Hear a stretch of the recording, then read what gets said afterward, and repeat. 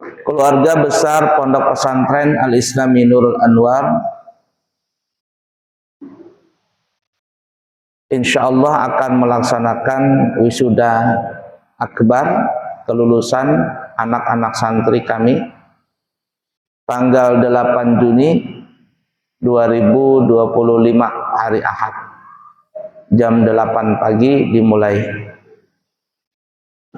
Hari raya tanggal 6 insyaallah dan hari Ahadnya tanggal 6 hari Jumat dan hari Ahadnya tanggal 8 acara wisuda anak-anak santri. Kami mengundang seluruh jamaah yang hadir, yang tidak hadir, jamaah Masjid Nurul Yakin ya, berundangan. Diharapkan nanti hadir untuk mendoakan anak-anak santri kami yang tahun ini berwisuda tingkat ula, usta, ulia, SD, SMP, SMA. Didoakan mereka supaya mereka mendapatkan ilmu yang bermanfaat, mengamalkan ilmunya dan bisa menyebarluaskan ilmu tersebut. Berundangan. Nah, kalau ulun lawan santri terkadang berhujan datang ke masjid ini sebulan 2 kali, berhujan, berpanas, terkadang bensin habis. Nukar tadi, larangnya bensin nukar di pinggiran tadi. Nah, setelah sebulan 2 kali datang ke masjid ini, lalu bubuhan pian kada suah seumur-umur ke pesantren, itu jar Roma Irama sungguh terlalu. Bapak Labanar, nah, kurang etis lah. Jadi diundang ya nanti berataan. Bapak Ibu bawa bininya, bini pertama, bini kedua, ketiga dibawa berataan. Nah, berundangan berataan nanti ya. Jangan lupa tanggal 8 nanti, insya Allah. Dan di pesantren juga siap menerima santri baru tingkat SD, SMP, SMA dan juga menerima santri pindahan. Ya, anak-anak yang pindah dari mana begitu untuk sekolah di pesantren kita siap. Dari umur 7 tahun, kalau ada yang masuk 7 tahun kita bolehkan bolak-balik. Nanti datang ke pesantren jam 7 pagi, pulang jam 11 siang. Dari kelas 1 sampai kelas 3. Masuk kelas 3 atau kelas 4 maka sudah mondok di pesantren. Jadi yang mau bolak-balik anaknya di sekolah di pesantren silakan. Pelajarannya ada agama, ada kitab-kitab kuning, ada pelajaran umum. Semuanya lengkap di pesantren. Ya, seperti itu. Baik, kita lanjutkan pelajaran kita masih di dalam bab banyak sunnah-sunnah Nabi ya. Menjaga sunnah dan adab-adabnya. Hadis yang ke-8, ikutin semuanya. An Jabir ibni Abdullah radhiyallahu ta'ala anhu qala Rasulullah sallallahu alaihi wasallam mathali wa mathalukum kamathali rajulin awqada nara faja'ala al-janadibu wal farashu yaqa'na fiha wa huwa yadubbuhunna anha wa ada akhidun bihujazikum anin nari wa antum tafallatuna min yadi rawahu Muslim. Dari Sayyidina Jabir radhiyallahu ta'ala anhu berkata dia, Rasulullah sallallahu alaihi wasallam bersabda, perumpamaan antara aku dan kamu sekalian adalah bagaikan seorang yang menyalakan api, kemudian kupu-kupu dan laron berkerumun di sekelilingnya, sedangkan orang itu menghalau binatang-binatang itu daripadanya. Daripadanya apa itu? Daripadanya api. Aku juga senantiasa menarik kamu sekalian dari belakang. Jangan sampai kamu sekalian terjerumus ke dalam api, tetapi kamu sekalian melepaskan diri dari tanganku. Hadis riwayat Muslim. Nah, Nabi itu memberikan nasihat kepada kita semua umumnya. Jar Nabi, perumpamaanku inilah, aku ini bagaikan orang yang menjaga api. Kalian itu bagaikan laron-laron, ya, janadif, laron-laron, wal faras, dan juga kupu-kupu, ya, kupu-kupu dan laron-laron. Kita tahu aja kalau laron itu imbah hujan, apalagi habis hujan. Kalau ada cahaya lampu kah apakah, maka dia berkerumun di cahaya itu, di lampu itu. Nah, namanya binatang laron itu kada tapi bakal. Dia lihat cahaya, ternyata itu api. Hendak mendatangi cahaya, kalau masuk ke situ terbakar dia. Aku, jar Nabi, bahasa kitanya nih ya, bagaikan penjaga api tersebut. Kalau ada kalian yang tadi digambarkan Nabi itu seperti kupu-kupu atau laron tadi, kalian hendak mendekati api tadi, maka kalian itu kuusir, jauhkan dari api tadi, atau kutarik kalian dari api tadi, jauh. Apa maksudnya ya? Nah, maksudnya aku ini menjaga sebagai Nabi, jar Nabi, menjaga kalian supaya kalian jangan masuk neraka. Nah, itu Nabi, saking sayangnya lawan kita, dijaganya Nabi, dijaganya kita ini. Tidak mungkin Nabi itu membiarkan kita masuk neraka. Cuman jar Nabi, kalian sendiri nang mau yang berlepas dari tanganku. Jangan, jar Nabi, jangan ke neraka, jangan ke api, tapi bebuhan ikam melepas. Ya, kadang mau dinasehati. Nah, akhirnya apa? Tercebur ke neraka. Kalau bahasa kitanya, jar Nabi, jangan salahkan aku. Nah, begitu juga guru-guru. Ya, jaga santrinya. Jangan melanggar peraturan, turutin apa yang dikatakan guru. Tapi ternyata apa? Anak-anaknya ada yang bandel, melanggar peraturan, tidak mau menghafal, tidak mau menulis.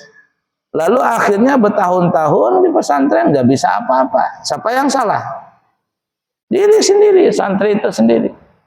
Sama dengan jar Nabi begini, nah, sudah kularang jangan mendekati api, laron-laron terkusis, jauh bahasa kitanya.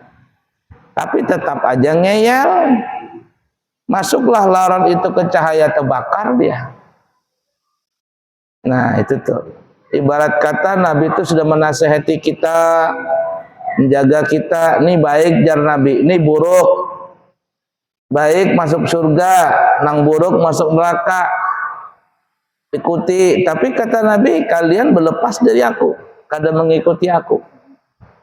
Jangan salahkan Nabi. Hadis yang ke-9. Wa anhu anna Rasulullah sallallahu alaihi wasallam amara bilaqil asabi'i was-sahfati wa qala innakum la tadruna fi ayyihal barakatu rawahu muslimun wa fi riwayatin lahu idza waqa'at luqmatu ahadikum falyakhudh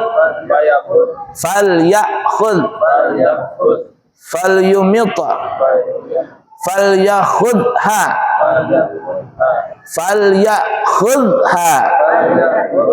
falyumita makana biha min adan wal yakulha wala yada'ha lisyaitani wala yamsah yadahu bil mindili hatta yal'aqa asabi'ahu fa innahu la yadri fi ayyi ta'amihi al barakatu wa fi riwayatin lahu inna syaitana yahduru ahadakum inda kulli syai'in min sya'nihi hatta yahdurahu inda ta'amihi fa idza saqatat min ahadikumu al-luqmatu falyumita ma kana biha min adan falyakulha wala yada'ha lisyaitani. Perhatikan ini hadis nih ya. Ini adab nih. Dari Sayyidina Jabir radhiyallahu taala anhu bahwasanya Rasulullah sallallahu alaihi wasallam memerintahkan untuk membersihkan tangan dan piring, serta beliau bersabda, sesungguhnya kamu sekalian tidak tahu di mana letaknya keberkahan makanan itu. Hadis riwayat Muslim. Dalam riwayat yang lain dikatakan, apabila makanan salah seorang di antara kamu sekalian itu jatuh, maka ambillah dan bersihkanlah kotoran yang melekat, serta makanlah makanan itu, dan janganlah dibiarkan makanan itu untuk syaitan, dan janganlah seseorang itu membersihkan tangannya dengan sapu tangan sebelum ia membersihkan jari-jarinya itu dengan mulut, karena sesungguhnya ia tidak tahu di mana letaknya keberkahan makanan itu. Dalam riwayat yang lain dikatakan, sesungguhnya syaitan itu selalu menyertai salah seorang di antara kamu sekalian dalam segala hal, sehingga sewaktu ia makan. Oleh karena itu, bila makanan salah seorang di antara kamu sekalian itu terjatuh, maka bersihkanlah kotoran, serta makanlah makanan itu, dan janganlah dibiarkan makanan itu untuk syaitan. Nah, perhatikan ini adab makan. Dari hadis yang ketiga tadi, itu yang terakhir ya, kita ketiga dulu. Nabi tadi mengatakan sesungguhnya syaitan itu selalu bersama di antara kita dari semua perbuatan kita. Jadi setan itu selalu mengintai kita. Mengintai kita. Dari bangun tidur sampai tidur, bahkan tepat jam pun kita tidur tuh di setan selalu mengintai kita. Untuk apa? Untuk menjerumuskan kita kemana? Ke dalam kemaksiatan. Dalam apa? Ke dalam melupakan Allah. Syaitan. Makanya Nabi kita mengajarkan doa-doa tuh, kalian yang di pesantren tuh. Dari doa bangun tidur sampai tidur kembali, doa makan, masuk WC, semuanya ada doa-doanya. Ya enggak? Santri enggak hafal doa-doa itu. Aduh, santri apa ini? Doa pakai baju enggak tahu, melepas baju enggak tahu, makan minum enggak tahu, masuk WC enggak tahu, isinya enggak tahu. Santri apa itu? Itu mah bukan santri itu. Pecundang. Jadi anak Balikpapan pembualan itu. Santri harus mesti hafal doa-doa yang sehari-hari itu. Makanya Abuya bikinkan doa kitab itu, ya Abuya susunkan untuk dihafal. Doa sehari-hari tadi. Bercermin, makai, semuanya ada itu. Tinggal kamu hafal apa enggak. Kenapa ya? Jar Nabi tadi itu, inna syaitana yahduru ahadakum inda kulli syai'in min sya'nihi. Syaitan itu selalu, jar orang Banjar, membuntuti. Tahu membuntuti enggak? Apa? Ngikutin, menguntit aja gawiannya setan tuh. Semua hal kita. Nah, supaya tidak diganggu setan tadi, bebacaan. Kalau ada bebacaan, setan yang menggurumuninya, mengganggunya itu. Ketika setan itu sudah masuk dia, nah di situ dia sudah bertengger di situ. Ya, tidur pun begitu. Dalam riwayat kan tidur itu dia apa? Setan mengikat seseorang sebanyak 3 kali ikatan. Kalau dia kada bebacaan guring, kada buudu guring, ya sudah ikat sama setan. Diselimutin sama kulit babi. Jadi kada bisa bangun. Dalam riwayat yang lain mungkin ada nanti sini. Telinganya dikencingin setan, trot. Jadi buntu nih. Karena kalau air itu dia masuk ke sela-sela kaminya setan. Nah, matanya didudukin sama setan, jadi kada bisa membuka. Kada mau terbuka ini mata. Berat mata itu, mengantuk. Tidur. Setan tadi. Apabila seseorang itu bangun lalu membaca doa, apa doanya? Alhamdulillahilladzi ahyana ba'da amatana wa ilaihin nusyur. Lalu dia ke langit. Rabbana ma khalaqta hadza batila subhanaka faqina adzabannar. Rabbana ma khalaqta hadza batila subhanaka faqina adzabannar. Itu sekurang-kurangnya. Kalau mau terus, Rabbana innaka man tudkhilin nar faqad akhzaita wa ma lidh-dhalimina min ansar, sampai akhir surah Ali Imran sampai akhir. Kalau enggak apa, Rabbana ma khalaqta itu. Kenapa? Karena siapa yang membaca doa itu, maka ikatan pertama syaitan akan putus. Dan siapa yang membaca Rabbana ma khalaqta hadza batila subhanaka faqina adzabannar, apa ya? Maka Allah akan memberikan dia pahala sebanyak bintang yang ada di langit. Tahu jumlah bintang di langit? Tidak ada yang tahu. kisah lucu. Abu Nawas pernah ditanya sama raja. Abu Nawas, siap raja, apakah engkau tahu berapa jumlah bintang di langit? Tahu raja. Tahu dari mana kamu? Gimana caranya tahu? Kata Abu Nawas, bintang yang di langit itu banyaknya sama sebanyak bulu domba yang ada di binatang domba itu. Berapa itu? Ya kalau mau tahu hitung aja sendiri. Berapa jumlah bulu domba itu banyaknya? Hitung sendiri. Nah, itu tuh.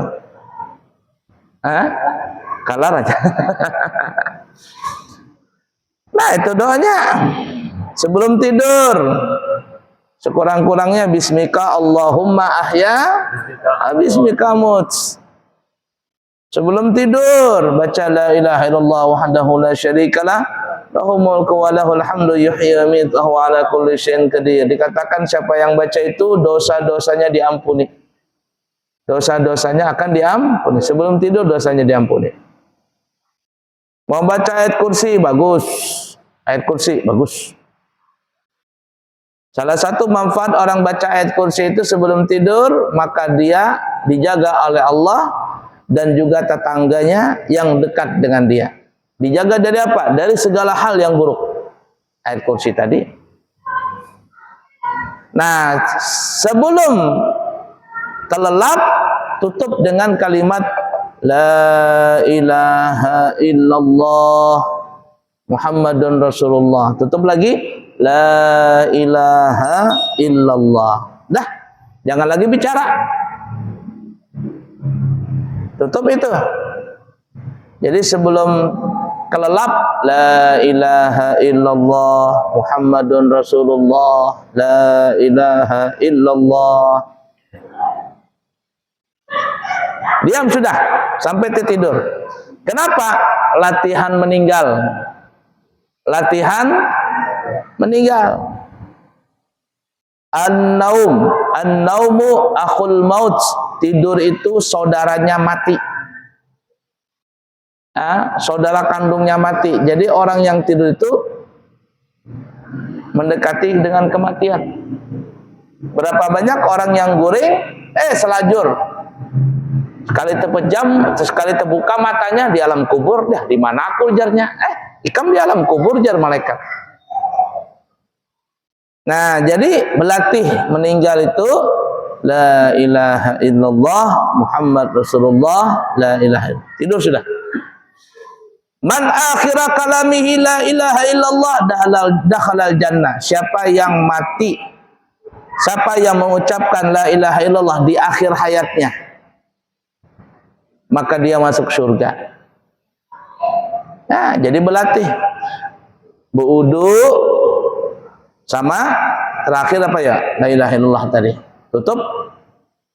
Mengharap dengan Allah Ta'ala supaya meninggal nanti dalam keadaan berwudu dan juga mengucapkan la ilaha illallah. Itu tuh. Semua hal. Bangun tadi bebacaan. Setelah kita bebacaan, lepas dia ikatan satu. Lalu kita berwudu. Berwudu. Kalau bisa mandi sekalian. Nih santri nih, siapa yang mandi sebelum subuh biasanya? Nah, mandi kah sebelum subuh? Enggak. Biasakan mandi sebelum subuh. Ya. Kaki dulu disiram, naik ke atas, baru terakhir kepala. Karena kalau langsung kepala bahaya air itu. Nah, apalagi pas dingin awak. Mandi sebelum subuh. Sehat. Paling bagus mandi itu adalah lewat jam tengah malam. Lewat tengah malam. Itu bagus. Tanya aja dokter. Dari segi kesehatan, dokter juga mengatakan bagus. Nah, mandi. Sikat gigi. Jangan kada bersikat gigi. Sikat gigi. Lalu berwudu. Masukkan air ke dalam hidung. Istinsyak namanya. Bukan begini doang. Cak. Jangan. Tapi bujur-bujur masuk. Masukkan, coba lihat di adab berwudu itu. Nah, kamu kan belajar tuh. Adab berwudu. Masukkan air dengan telapak tangan kanan. keluarkan dengan tangan kiri. Masuknya apa doanya? Allahumma arihni raihatal jannah wa anta anni radin. Santri nggak hafal. Santri apa nggak hafal doa itu? Keluarkan air dari hidung. Allahumma inni a'udzubika min rawaihin nari wa su'iddar. Ada bacaannya. Abu ya ajarkan di pesantren. Tinggal kamu menghafal atau enggak menghafal itu. Santri enggak hafal doa-doa wudu, santri apa itu? Kalau orang enggak bukan pesantren, enggak tahu bacaan wudu, ya itu wajar. Dia kan enggak belajar. Nah, santri belajar. Kalau enggak hafal doa itu, waduh, gimana ini? Santri apa itu? Kenapa dihembuskan istinsak tadi, keluar masukkan air ke hidung lalu disemburkan? Karena setan itu tidur di hidung. Kalau malam kita tidur, nah dia di sini tidurnya, bersarang di hidung. Kok di hidung? Iya, karena kalau sudah diikat di hidung sini, orang itu gampang ditarik. Itu kayak sapi itu. Nanti kita lihat sapi kurban. Di mana orang mengikat di leher, kalau diikat di leher sapinya bisa bergagah masih. Kalau dia ngamuk, wah, lari dia. Tapi kalau di hidung talinya, lari aja, tarik aja talinya, tak, nyok dia. Kepalanya itu tali di hidung, sama dengan setan tadi diikat di hidung. Ketika masuk istinsak tadi air ke hidung jar Nabi, setannya kelelep. Jadi kalau kamu belajar di santri ngantuk-ngantuk, jangan bertampuas muka aja, bercuci muka, cuci muka embuyai. Tambah ngantuk, bertampuas muka karena kipas angin lagi, hilang jadinya. Masukkan air ke hidung, ya Anda, masukkan air ke hidung, hilang sudah setan. 2, ikatan lepas kalau dia berwudu. Yang ketiga, kalau dia salat, maka lepaslah ikatan tiga-tiganya. Nah, tapi kalau ada anak santri bangun subuh nggak mau di tengah-tengah, sopnya di ujung-ujung gitu. Ya Hayyu ya Qayyum, temannya baca ya Hayyu Qayyum, dia tidur.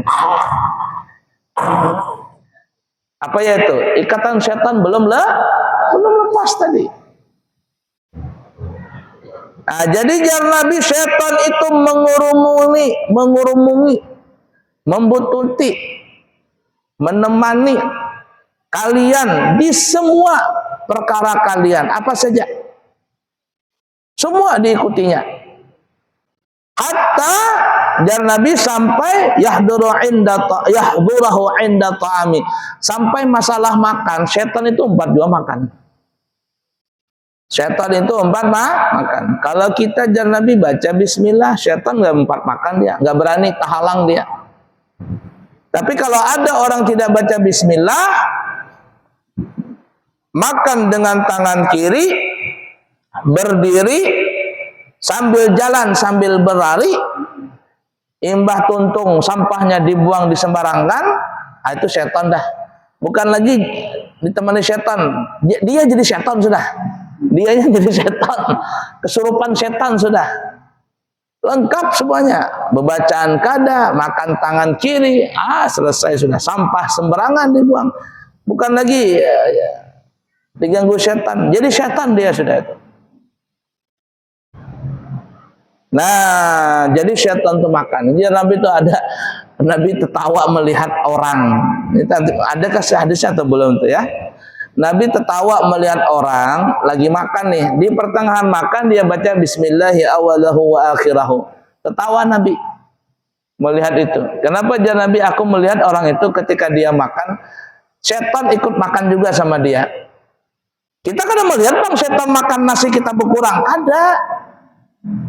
Nasinya, bijinya itu kadang berkurang. Yang berkurang apa? Barakah. Berkahnya yang berkurang. Makanya ada orang makan mungkin kenyang, tapi setelah dia kenyang, kenikmatan kenyang itu dibawanya untuk bermaksiat. Kalau ada orang makan, setelah makan lalu gairah untuk berbuat maksiat, gairah untuk berbuat yang tidak baik, itu fix sudah. Setan umpat makan di situ. Kenapa? Barakahnya diambil lawan setan. Tapi kalau ada orang tuntung makan gancangnya itu dibawa beribadah, dibawa salat, dibawa ke pengajian, fix sudah. Itu setan kada umpat makan. Barakahnya, makanannya dimakan lawan orang itu. Nanti jar Nabi tertawa, Nabi melihat orang tadi, tertawa, bismillah wa akhirahu awalahu wa akhirahu. Mendengar itu Nabi tertawa. Jar Nabi, syaitan tadi umpat makan lawan dia. Tapi ketika dia membaca bismillah ya awalahu wa akhirahu, muntah syaitan tadi. Jadi ibarat kata itu, syaitannya muntah, keberkahnya dikeluarkannya lagi, akhirnya bekas makan orang tadi habis makan muntahnya syaitan. Kadang nasinya kelihatan hilang. Nah, kalau hilang nasinya kita sepiring, kita makan tiba-tiba separuh hilang, itu hantu sudah makannya. Takutan kita makan di situ. Nah, tapi berkahnya yang diambil lawan setan tadi, dihilangkan lawan setan. Nah, itu tuh mengganggu setan tadi. Jadi jar Nabi, apabila kalian makan, maka bersihkanlah tangan dan piring kalian.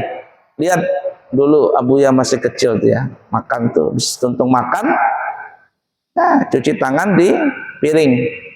Imba itu dihirup bajunya, blok begitu di piring lagi. Lihat guru siapa namanya, guru Zuhdi, tahu guru Zuhdi, Allah yarham. Jadi kalau makan, nah, habis makan cuci di tangan tuh di piring. Imba itu dijadikan kuah, terakhir diminum. Ini jar Nabi tadi. Jar Nabi ini ya, jar Nabi ya. Jar Nabi apa ya? Bersihkan tangan dan piring tadi. Ya, anna Rasulullah sallallahu alaihi wasallam amara bil'aqil asabi'i was-sahfati. Nabi itu menyuruh kalau tuntung makan untuk membersihkan tangan, jari-jari nih, dan piring. Nah, yang di bawah tadi Nabi menyuruh apa ya? Hatta yal'aqa asabi'ahu. Nah, dijilat. Dijilat. Jadi, jangan masih ada bertumpuk nasi di sini. Wah, begitu. Wah. Langsung ambil apa ini mindil, apa namanya ini? Tisu. Wah. Yang paling parah habis makan begitu belum dibersihkan tangan, ada kobokan. Bumak. Dia sendiri yang pakai kobokan itu. Karuh. Nah, begitu caranya. Nah, coba lihat jar Nabi tadi. Nah, Abuya ajarkan nih. Kamu pernah lihat nggak kalau selamatan sama Abuya makan gimana? Nah, habis makan Abuya. Habis apa? Selesai, baru ambil tisu. Ya, ini suruhan Nabi nih. Setelah dibersihkan, dijilati lidah jari tadi, ambil tisu. Mindil, tisu. Setelah tisu baru dibasuh. Basuhnya itu jangan dikobokan langsung, lubak habis. Cuman satu orang aja yang bisa makai. Ambil banyu, ada kobokan, taruh di piring ini. Kalau mau nyaman, nah bagus. Nih, tangan ini dibasuh pakai banyu minum. Nah, banyu ini nah nih ya, banyu gelas ini. Atau ini. Nah, cuci tangan di piring. Hendak diminum silakan, cuman Abuya kada suapang minum di situ di depan tamu begitu supan ya. Setelah bersih di tangan ini, lap lagi baru celupkan ke kobokan. Jadi kobokan itu kalau semuanya orang menggunakan kobokan itu dengan cara yang kita sebutkan tadi, yang Abuya sebutkan, 3-4 orang itu kobokan masih bersih. Kobokan masih bersih. Ini kadang makan belepotan nih, apalagi makan apa namanya itu waluh kuning. Ya, atau nang sambal apa gitu. Wah, banyaknya di sini nasi lagi. Ada dannya. Bumak dikobokan dari, karuh kobokan dari. Yang lain tidak bisa lagi makan. Paham kada? Nah, ini caranya nih, Nabi ini mengajarkan. Nah, sunnah itu Abuya Sarwani waktu beliau datang ke Balikpapan tuh pertama kali tahun 80-an. Kalau sidin majelis, ini selalu beliau ajarkan. Jangan Nabi, jar Abuya jilat.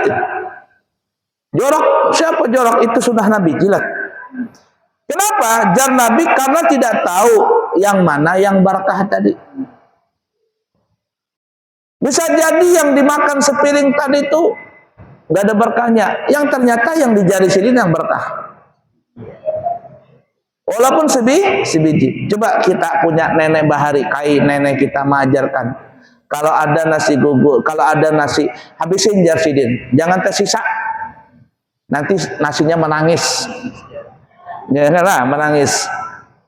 Abu yang masih kecil bingung juga kok nasi bisa menangis ya. Dengarkan gitu, nggak ada juga suaranya. Bukan itu maksudnya orang tua, maksudnya tuh nangis itu karena dia tidak dimakan, barakah itu dibuang. Nah itu tuh. Lalu apa hadis lagi? Juga Nabi menyuruh, bahasa kir Banjarnya, makan tuh sampai langis, sampai betul-betul bersih. Jangan ditinggal. Jangan sampai tersisa. Nah, ulun tuh kadang sakit hati lah melihat orang kada habis makan tuh di pengantenan tuh nah, ibu-ibu banyak tuh prasmanan. Nanti di pesantren prasmanan kita makan nanti.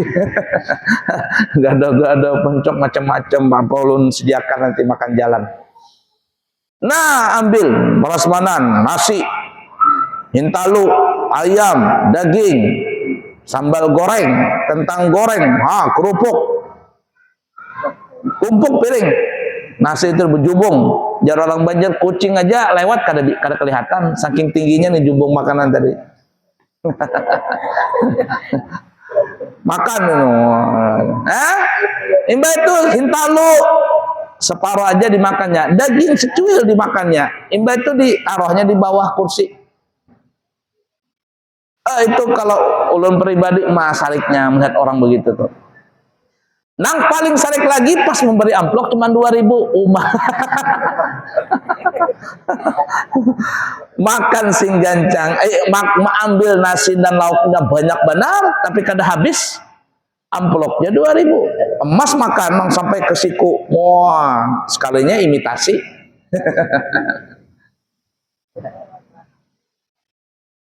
Kasihan. Nah, apalagi pelajaran di sini? Jar Nabi kalau ada makanan jatuh tuh, nasi itu jatuh di lantai, kalau dia masih bersih, ambil. Makan wadah ini untuk nih, gugur di tanah itu nah jatuh dia. Jar Nabi ambil. Yang kotor buang, yang bersih makan. Supan, nggak ada supan-supanan. Dosa malu-malu, jatuh dia begitu. Nah, ambil untuk tadi. Yang kotor buang, yang masih bersih makan. Kalau kada diambil tadi itu yang jar Nabi, wala yada'ha lisyaitan, kamu jangan tinggalkan untuk syaitan. Alias kalau ada orang makan berhamburan, kada habis. Kada habis. Dibuang sembarangan, syaitan yang memakannya. Alias kita mengumpani syaitan. Lalu jangan salahkan syaitan itu umpat terus lawan kita kemana-mana. Kenapa? Kita juga mengumpani tadi. Wah ini bosku ini, dia kalau makan dah habis, dibuang di sana itu. Nah itu bosku itu. Lihat kucing tuh, sekali kamu kasih makan kucing, datang terus dia. Datang terus meong. Nah itu kucing, apalagi setan. Ini bosku ini baik ini. Lalu puncaknya setan itu menggoda orang kapan? Ketika hendak meninggal dunia, sakaratul maut. Datang setan tadi, iblis tadi datang. Kadang berwujud asli, dia datang apa? Berwujud abah kita yang sudah meninggal. Menggoda kita tuh, itu terakhir tuh, paling terakhir setan menggoda itu, iblis tadi itu. Anakku, setan ini menyerupai abah kita. Anakku, tinggalkanlah agama Islam, yang benar itu Yahudi. Ini setan ini. Kalau ikam memang nurut lawan abah, masuk Yahudi. Yang benar Yahudi, Islam kada benar. Ini setan begitu tuh menggoda. Kalau orang itu imannya lemah, Karena suka tadi sembarangan kada berdoa, makan kada berdoa, semuanya kada berdoa, diumpani setan itu temannya setan. Ia ajarnya naudzubillah min dzalik, selesai dah mati jadi Yahudi. Tapi kalau imannya kuat, setan lari dia. Tapi datang lagi nih yang kedua, menyerupai ibu kita yang sudah meninggal dunia atau nenek kita atau siapa gitu. Dia bilang, "Oh anakku, aku ini mamamu yang sudah meninggal dunia." Apa dia bilang? Yang benar itu agama Nasrani katanya, Islam nggak benar. Masuk Nasrani katanya. Kalau nggak kuat iman, masuk Nasrani itu si anak. Kalau dia kada suah berteman lawan setan karena kerancakan membaca bacaan, beramalan, berdoa dan sebagainya, kau bukan mamaku, kau bukan bapakku, pergilah setan. Yang benar adalah Islam. Ini kadang kita melihat orang yang sakaratul maut pandir ini di bawah alam sadar. Di bawah alam sadar. Namanya sakaratul maut. Ya, komando mati. Orangnya sudah di bawah alam sadar, cuman belum hilang napasnya. Itu detik-detik terakhir setan datang.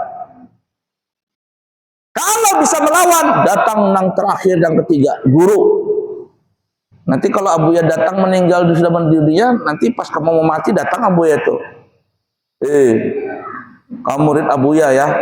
Kau bukan Abuya, kau setan. Tidak mungkin Abuya. Apa setan? Nyerupai Abuya dia datang. Yang benar itu Majusi. Yang benar agama Majusi. Jadi kamu ingat ikram, ini bukan Abuya ini setan ini. Pergi kau setan. Nah ingatin tuh. Kalau dia nurut, jadi Majusi dia. Pas ketika ada yang nurut, ia ajarnya.